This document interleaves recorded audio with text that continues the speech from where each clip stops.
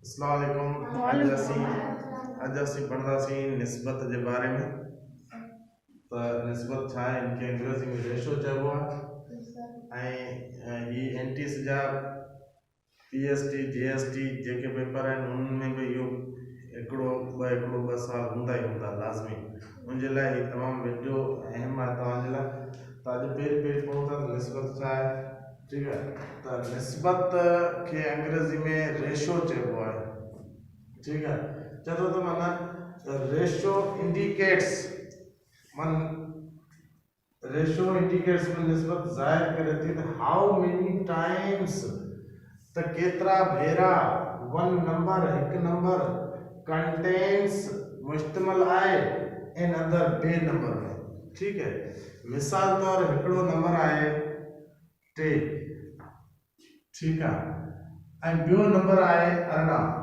हाणे हिन ॿिन्ही जी पाण में निस्बत जे पाण में रेशो कहिड़ो आहे चवंदासीं पर ही नंबर में घणा दफ़ा अचे थो।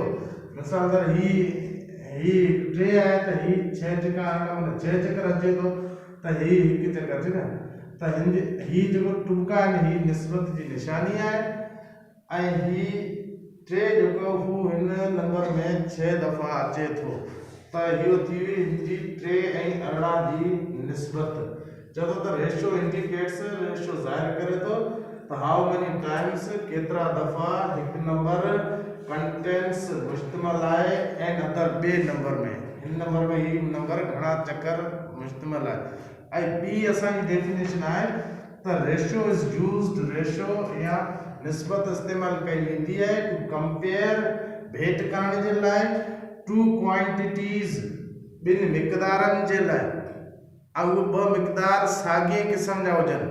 ठीक आहे, मिसाल तौर हिकिड़ो आहे 5 रुपया ऐं ॿियो आहे $10 त ही डॉलर आहे ऐं डॉलर ऐं ही आहिनि रुपया त हिननि जी पाण में निस्बत नथी थी सघे छो जो हिन जो मिक़दार ॿियो आहे हिन जो मिक़दार ॿियो आहे, हिननि जी पाण में भेट नथा करे सघूं। ठीक आहे, सो ही चए थो त कंपेयर टू क्वांटिटीज़ ॿिनि मिक़दारनि जी पाण में भेट करणु घुरिजे पर उहे मिक़दार ॿई साॻिए क़िस्म जा हुजनि। मिसाल तौर हिकिड़ो पाण वठूं था, मिसाल तौर मूं वटि आहिनि, अच्छा हिनखे लिखंदासीं कि हीअ आहिनि 20, मूं वटि 20 रुपया आहिनि। ठीक आहे, ऐं तव्हां वटि आहिनि 50 रुपया। ठीक है, त हाणे चवंदासीं त बाबा 20 ऐं 50 जी निस्बत छा थी। जेकॾहिं पुछा करे बाबा मुंहिंजी निस्बत हिन सां छा आहे त असीं पहिरीं मुंहिंजी लिखंदासीं 20, पोइ निस्बत लिखंदासीं 50। जेकॾहिं तव्हां पुछा करे त बाबा तव्हांजी निस्बत माना छा आहे मूंसां त पोइ असीं लिखंदासीं 50 निस्बत 20। ठीक आहे, ऐं हिनखे हल करण जे लाइ असां ॾिसो हिनखे 10 जो हिकिड़ो लॻो 2 चकर ऐं हिनखे लॻो 5 चकर। ठीक आहे, ऐं या हिनखे असां 2 भाङे 5 बि लिखी सघूं था।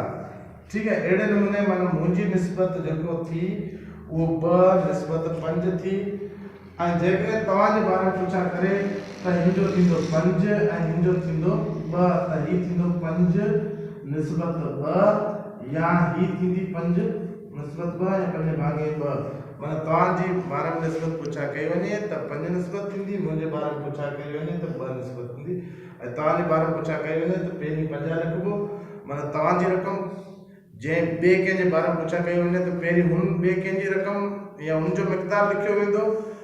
जंहिं शइ जे बारे में पुछियो वञे पहिरीं उन जो मिक़दार लिखियो वञे। ठीक है, मिसाल तौर चए त बाबा ज़मा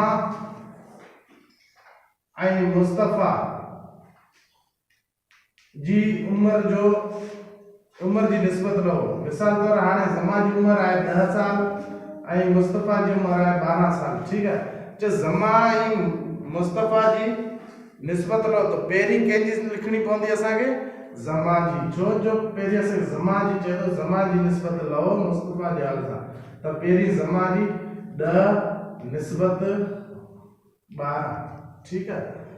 तो आई को निस्बत इनके सादो करण जे लाइ इनके वधिक सादो करण हाल इनके 5 चकर लगो 2 जोड़ो इनके लगो 6 चकर, तो इन जी जमा जी निस्बत थी 5, ठीक है, 5 निस्बत 6। एड़े नमूने जेकॾहिं असांखे चइबो मुस्तफ़ा ऐं जमा जी निस्बत मालूम करियो त पहिरीं असीं मुस्तफ़ा जी लिखंदासीं 12 ऐं पोइ लिखंदासीं जमा जी, ठीक है। इन्हनि खे वरी वधीक हल कंदासीं, सादो कंदासीं, त इनके लगो 6 जोड़ो 2 जोड़ो 6 चकर, इनके लगो 2 जोड़ो 5 चकर, माने 6 थी मुस्तफ़ा जी निस्बत, ठीक है। तो अड़े नमूने ही निस्बत जा कुछ क्वेश्चन अची सघनि था, त हुननि जी ॿिनि शयुनि जी पाण निस्बत मालूम करियो त हिन शइ जी निस्बत केतिरी आहे, हिन शइ जी निस्बत केतिरी आहे, ठीक है।